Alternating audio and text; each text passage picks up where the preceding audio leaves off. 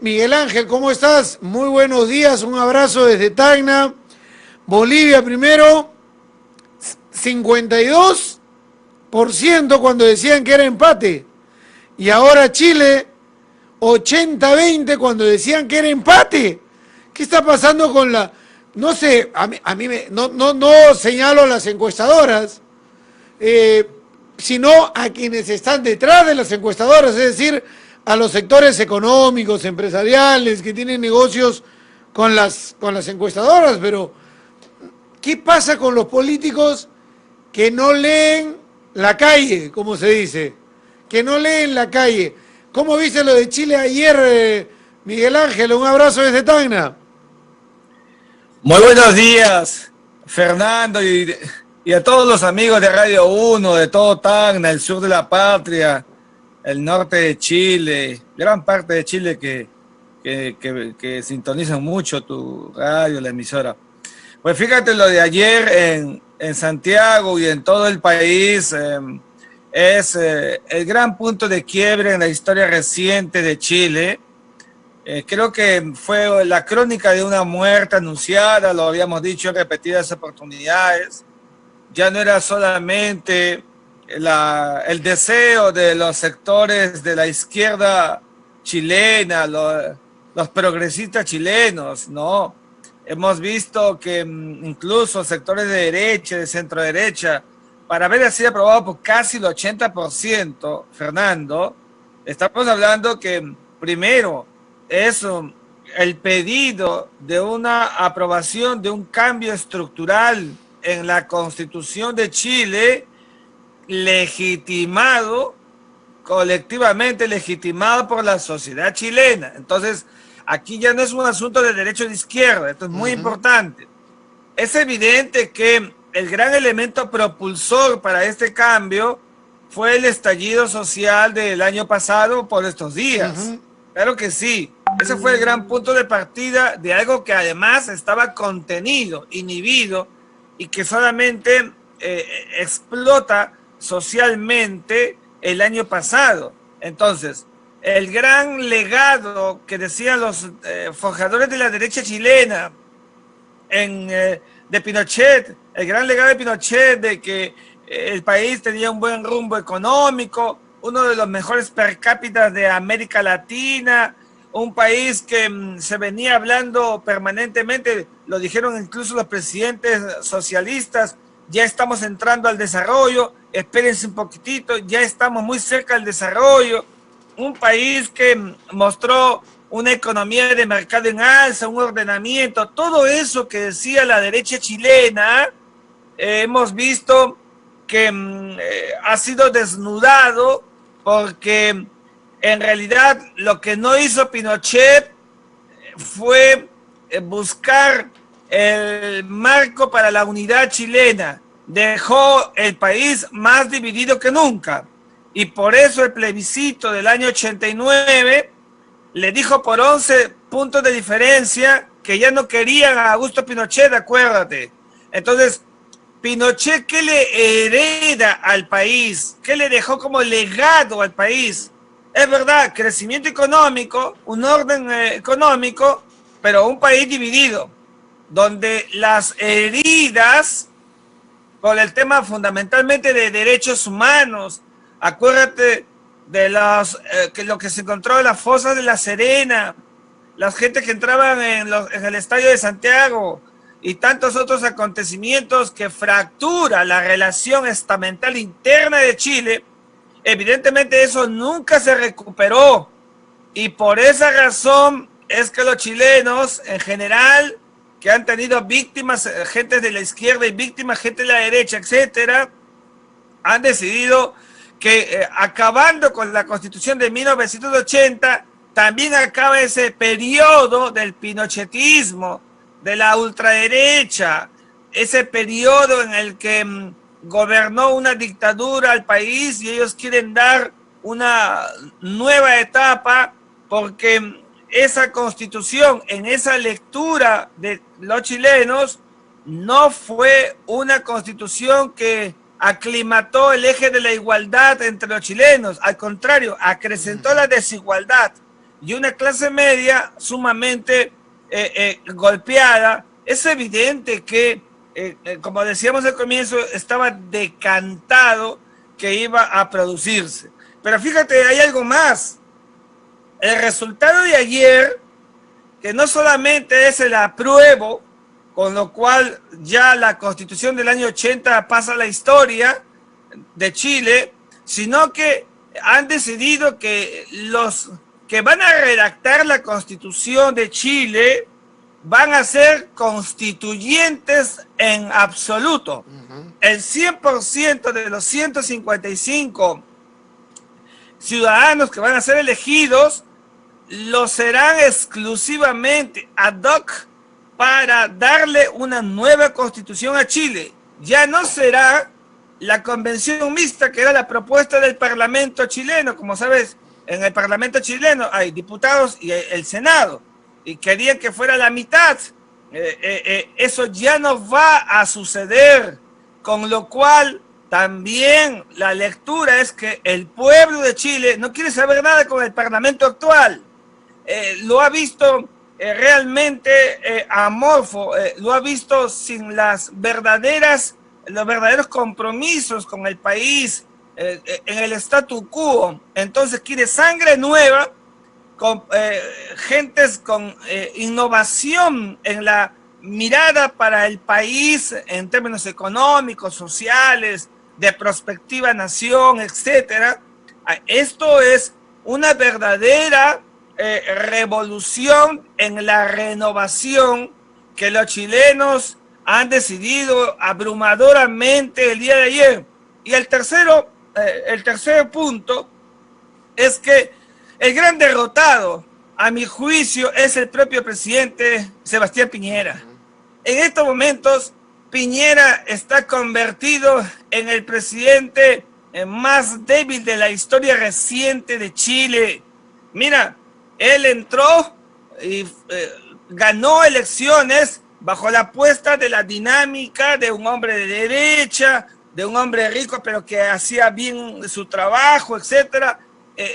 Pero la revuelta quiso incluso a ponerlo aparte. Él se resistió, ha estado combatiendo, su objetivo era terminar su mandato, seguramente lo va a lograr, pero ya con un proceso en marcha donde le van a cambiar la constitución a un presidente que la ha venido defendiendo, y no me sorprendería si mañana más tarde él, digamos, da su testimonio y confiesa que habría votado por el rechazo del cambio de la constitución, porque él viene de las canteras chilenas de la derecha que ha mantenido la constitución de Augusto Pinochet Ugarte. Entonces es un presidente derrotado, sería la segunda derrota, porque la primera fue, a mi juicio, en el ámbito internacional durante su mandato, cuando Perú obtuvo la victoria jurídica en la Corte Internacional de Justicia. O sea, dos derrotas, una internacional con Perú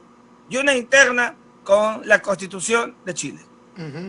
Ahora, ¿qué capacidad tendrá Chile de armar una nueva constitución, sobre todo en ese modelo económico, porque fue diseñada en dictadura para favorecer a los sectores económicos, a las grandes familias chilenas que incluso propiciaron la caída de Allende, y que luego se reagruparon, formaron sus grandes consorcios, se dividieron Chile en diversos rubros, ¿no?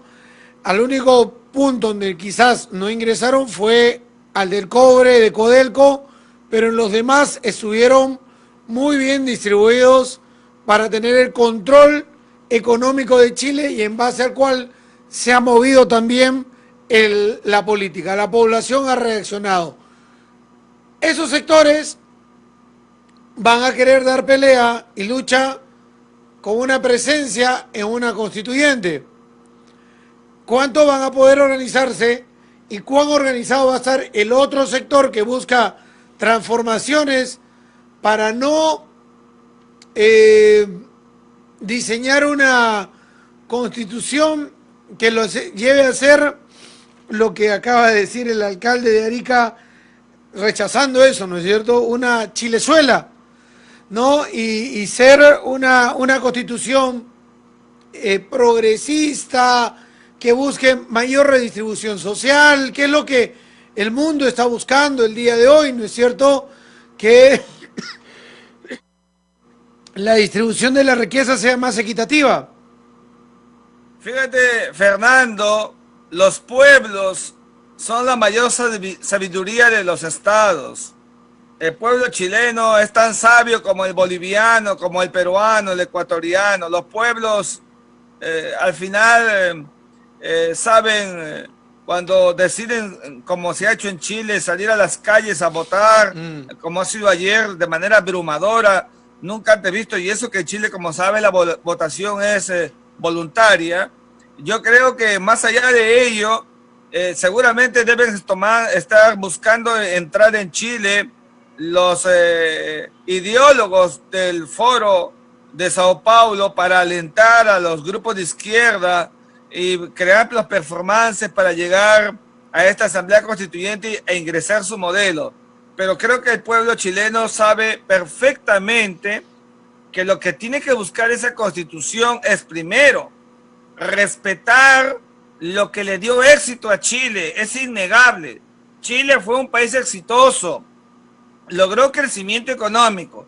Nada más que esa Asamblea Constituyente tiene que redactar una Constitución que se fije en la redistribución de la riqueza donde estuvieron flacos, donde la clase media, que yo no veo una clase media que quiera ser progresista, ni de izquierda, ni ultraderecha, sino una clase media que quiere eso, tenerle el espacio que le corresponde para poder encontrar la dinámica del bienestar, de esto que tanto se ha hablado, en los años 70, 80, y que tú muy bien conoces. Yo creo que el mapa de la votación, el resultado de ayer, nos va a confirmar que vamos a tener un proceso para el 11 de abril, fíjate qué coincidencia, porque es el mismo día de las elecciones en Perú. El 11 de abril se elegirán a los 155 ciudadanos constituyentes de Chile, y en esa oportunidad nadie puede decir que serán más de derecha o de izquierda. No lo sabemos, porque la votación de ayer ha confirmado que prácticamente todos los chilenos estaban aspirando al cambio de la Constitución. O sea, incluso aquellos sectores que apoyaron a Augusto Pinochet, a la derecha, etcétera. Entonces, yo creo que el pueblo chileno tendrá que buscar el equilibrio, manteniendo lo bueno que le produjo a la historia económica de Chile en los últimos 50 años. De lo contrario, habrá una política hacia adelante como la del cangrejo pensando hacia atrás, y eso sería muy malo para la historia de Chile. Y para que eso no pase, tienen que ponerle coto a lo que te decía al comienzo. El Foro de Sao Paulo ya quiere tomar aviones y entrar por mar, tierra o aire para mover a los sectores en Chile que pudieran orientar un poco más hacia la izquierda las intenciones, porque finalmente el número de los el cualitativo de los electores dará orientación a la Constitución que Chile va a tener seguramente cuando vuelva a producirse un nuevo referéndum. Ojo, la Asamblea Constituyente, que es la Convención Constituyente, porque es lo mismo, en 9 meses o prorrogables a 3 más en un año, deberá dar la Constitución, y esta será otra vez sometida a un plebiscito. Allí es donde el pueblo chileno mirará la consecuencia del contenido de esa nueva Constitución, comparándola con la que ha fenecido del presidente de facto Augusto Pinochet Ugarte, y que al hacerlo tendrá que auscultar, cotejar, que quede lo bueno, que se vaya lo malo, y que le sirva a Chile para realmente reemprender ese camino al desarrollo al que siempre ha estado aspirando en los últimos años. Sí, sí, es la verdad, o sea, no puede irse a una extrema izquierda, digámoslo así, poniéndolo desde el punto de vista porque no lograría la aprobación. Tiene que ir a la búsqueda de encontrar consensos de cosas que hayan sido medulares en la propuesta. Acuérdate que esto empezó con una protesta en el metro, ¿no? Y que desnudó una serie de problemas de la jubilación, la educación, la pandemia ha desnudado la salud, ¿no? La precariedad laboral, etcétera, las tarjetas, los bancos, etcétera, etcétera, lo cual ha llevado a algo que quizás en el Perú lo hubiesen arreglado con una ley para arreglar la FP o el banco, y que no es el tema viene arriba, y de arriba, modificando esto, empiezas a cambiar las otras normas para adecuarla a la Constitución. Eso es lo que Chile ha decidido hacer, pero va a tener que encontrar los consensos para que en el plebiscito, más allá del de 155 constitucionalistas, o constituyentes, mejor dicho, logre una aprobación en el final, que es, oye, aprobemos esta para que entre en vigencia y adecuemos nuestras normas a este tema. Ahí va a tener que haber un consenso mayoritario. Sin duda alguna, el propio ejercicio de ayer ciudadano, cívico, alturado de los chilenos que hemos visto y que hay que reconocer, incluso no hubo las manifestaciones y la revuelta de los días anteriores, nos está indicando que la Constitución de Chile tiene que ser redactada con eclecticismo, con punto medio, nada extremis. Chile es un país ultraactivo, hacia adelante, no puede mirar hacia atrás. Una economía marxista, comunista, no es buena para Chile. Una economía ultracapitalista, ultraderechista, una economía de mercado, realmente a morir tampoco. El eclecticismo, el punto medio, el sincretismo de las cosas buenas, que es finalmente lo que le da éxito a los pueblos, a las naciones, donde de todo siempre hay que sacar lo mejor y lo bueno. El pueblo chileno, en la práctica, Fernando, lo que quiere es que haya un sinceramiento en la redistribución de la riqueza. A los jóvenes de la clase media chilena les das buenas universidades, ¿cómo no? Buenos colegios, pero con unos precios que no los pueden pagar. Entonces, tiene que haber un sinceramiento. Ese es el gran pedido de una clase media inteligente. ¿Cómo ha sido la historia? Recuerda, Fernando, bueno, a ti no tengo que recordarte porque lo conoces muy bien, pero recordemos, amigos, que los que hacen las revoluciones y los cambios en las sociedades históricamente son las clases medias. ¿Quiénes hicieron, Fernando, la Revolución Francesa? La clase media, la burguesía. Los pobres, el Estado muy llano, los pobres, los campesinos no hacen las revoluciones. Ellos coadyuvan, la masa que apoya, pero el sector pensante es el que hace los cambios. Y en Chile ese sector pensante es muy ancho, no era una clase media pequeña, muy ancho. Entonces comprenderás que tú le preguntas a cualquier chileno, elaborado con mucho criterio, te dará las pautas y te dirá por qué está en las calles.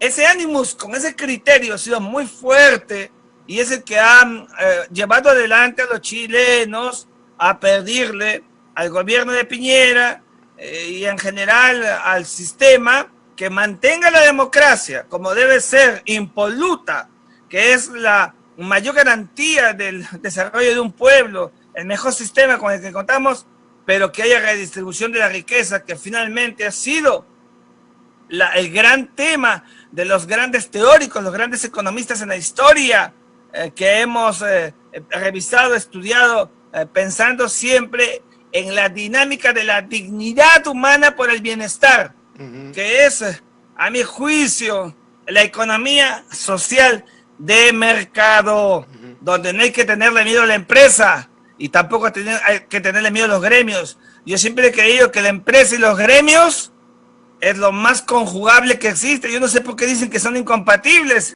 Es todo lo contrario. Hay que buscar eso, esa dualidad que es lo que el pueblo chileno está queriendo para acabar con esa etapa tan magra de lo que te decía al comienzo, heridas internas que Augusto Pinochet ni los gobiernos democráticos de Patricio Elwin, Eduardo Frei, Ricardo Lagos y Michelle Bachelet hicieron nada por esa unidad nacional. Se quedaron de brazos cruzados en el statu quo y no han hecho nada por la unidad nacional chilena. Por eso Chile se ha mostrado como uno de los países de nuestra región más divididos que hemos expectado en los procesos políticos recientes. Ahora, ¿cómo esto, hablando en el continente, puede llevar a que se encuentren puntos medios para que la clase media y la baja, ¿no?, puedan tener una distribución de riqueza mejor en países tan ricos como son los de Latinoamérica, donde un pequeño grupo se ha estado llevando de empresas o familias nacionales o extranjeras, han estado llevándose la gran riqueza de esos estados y de esos países, ¿no? Sin una verdadera distribución y llegada de un bienestar a esas poblaciones, sin que lleguemos a radicalizarnos en extremas derechas o extremas izquierdas, como sucede hoy en Venezuela o como sucede hoy en Brasil, donde surgió esta extrema derecha, o donde en Bolivia el MAS retorna y tendrá que, ojalá lo haga así, evaluar, que tiene que saber medir el poder que le ha dado el pueblo ahora en diputados, en senadores y en presidencia, y donde se le está armando una extrema izquierda con Camacho, que no ha sacado poca votación tampoco en ese tercer lugar. Y tenemos Chile, donde ha quedado un grupo con un 20% que va a tratar de reagruparse y se está yendo hacia la extrema derecha, ¿no? Y que puede ser peligrosa también. O en el Perú, donde acá dices, yo le meto bala y lo asesino a Antauro, ¿no? Y lo paso por las armas, y con eso soy popular y puedo llegar a ser candidato a la presidencia. Y donde también, no lo vamos a negar, ya hay sectores de derecha que se están organizando todavía, minoritarios, que están buscando una derecha extrema, se están agrupando para tener opciones de gobierno o participación en la política. ¿Cómo lograr de que haya puntos medios, ¿no?, que haya diferencias entre derecha, izquierda, centro, posiciones que se tomen, pero por consenso se vaya por buenos caminos para que la población sea la favorecida y no nos vayamos hacia los extremos, Miguel Ángel? Fíjate, Fernando, qué buena pregunta la que haces. Cuando uno estudia teoría política, es verdad que los que finalmente gobiernan, porque los ponen en el lugar del gobierno, que son los pueblos, son las élites. Hay élites democráticas y hay élites de facto.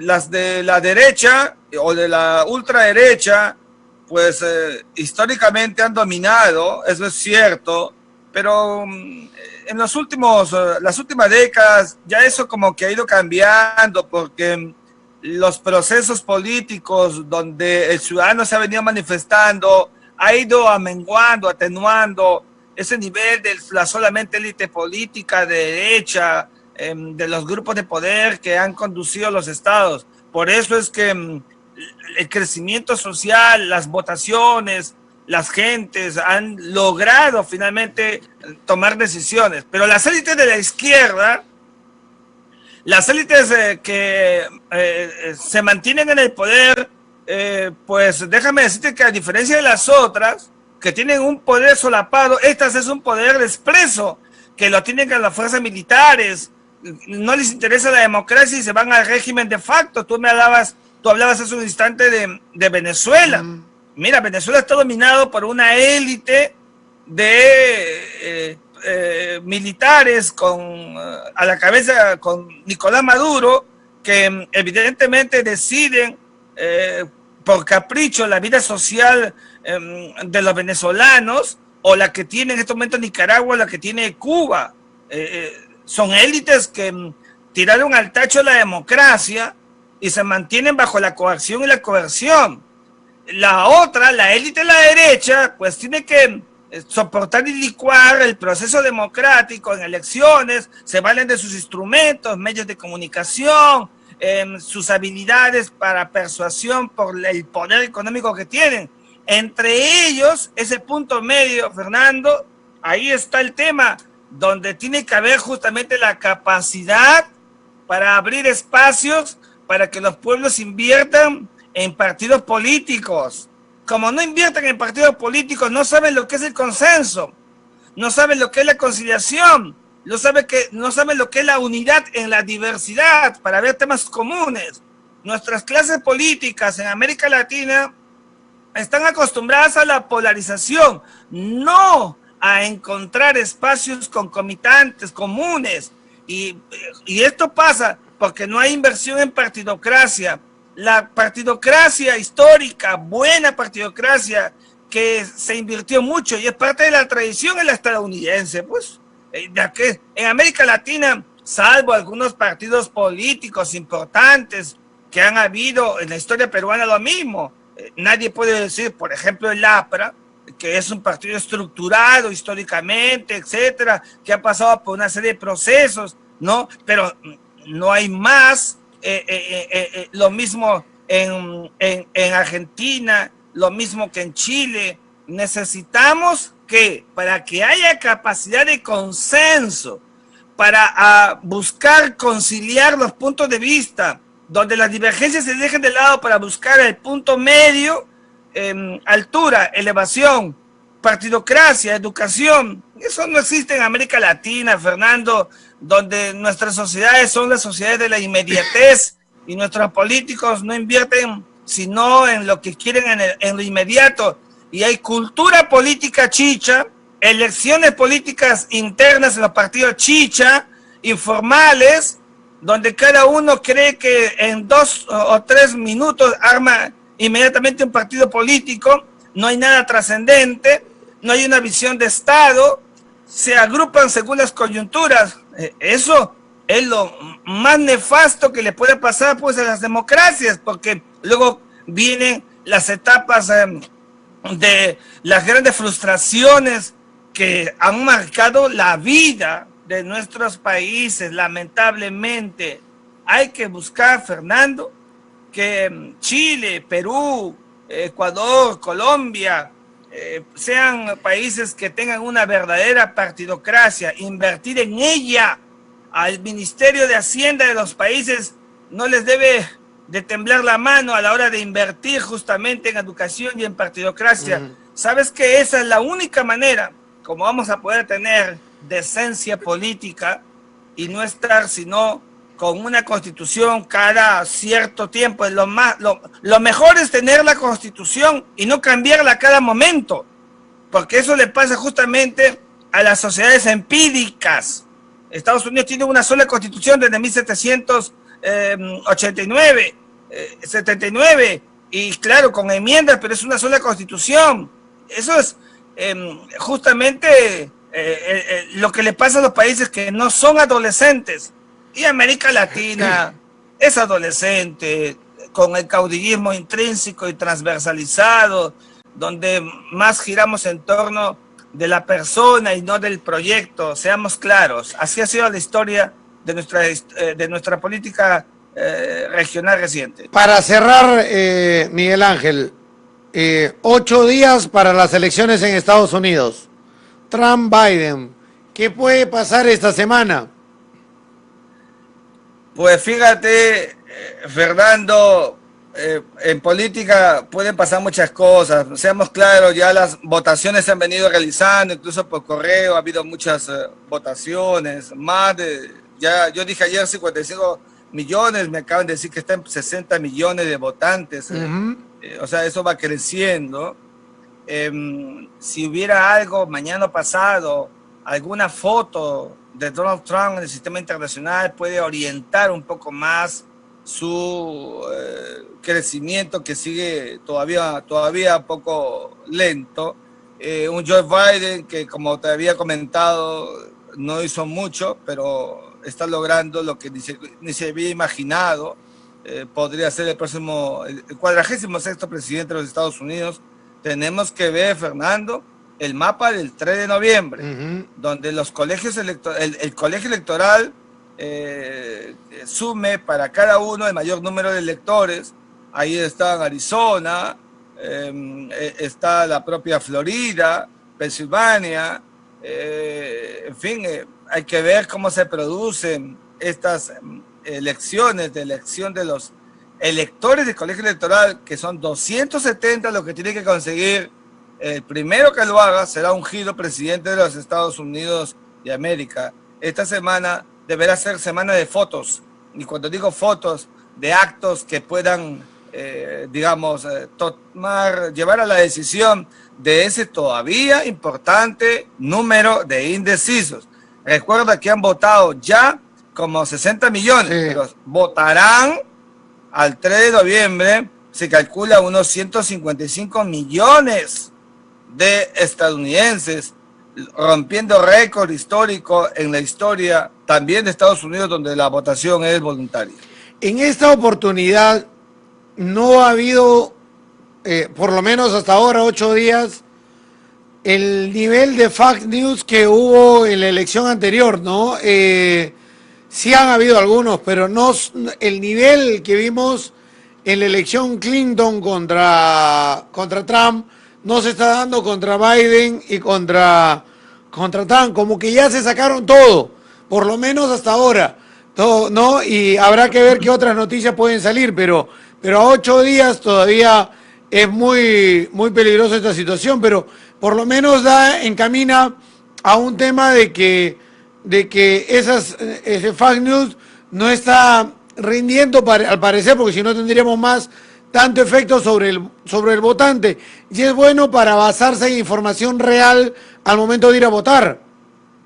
Sin duda alguna, ya está por ellos en el plano de la agenda política interna que cada uno tenía, está agotado, y creo que allí ya en realidad vamos a continuar viendo a dos candidatos con el mismo libreto. Aquí lo importante es esa foto que te digo, inesperada, bajo la manga, que pueda tener Donald Trump. Dudo de que a 8 días ya crea que hay algo bajo la manga que pueda sacar y cambiar, pero en política, como sabes, pues no hay muertos, no existen los muertos, todos siempre resucitan o están vivos per se a un resultado que vamos a ver todavía el día martes 3 de noviembre, que es el día de la elección en Estados Unidos de América. Un abrazo desde Tacna, Miguel Ángel, te agradezco como siempre. Esta semana tenemos, y esperemos de tu tiempo nos dé muchos contactos para conversar de cada ocurrencia que vaya pasando en el planeta. Un abrazo. Encantado, a las órdenes. Gracias. 9:19 de la mañana. Sí, de este martes, o sea, desde mañana al otro, una semana para las elecciones en Estados Unidos. Y Chile acaba de votar por nueva constitución.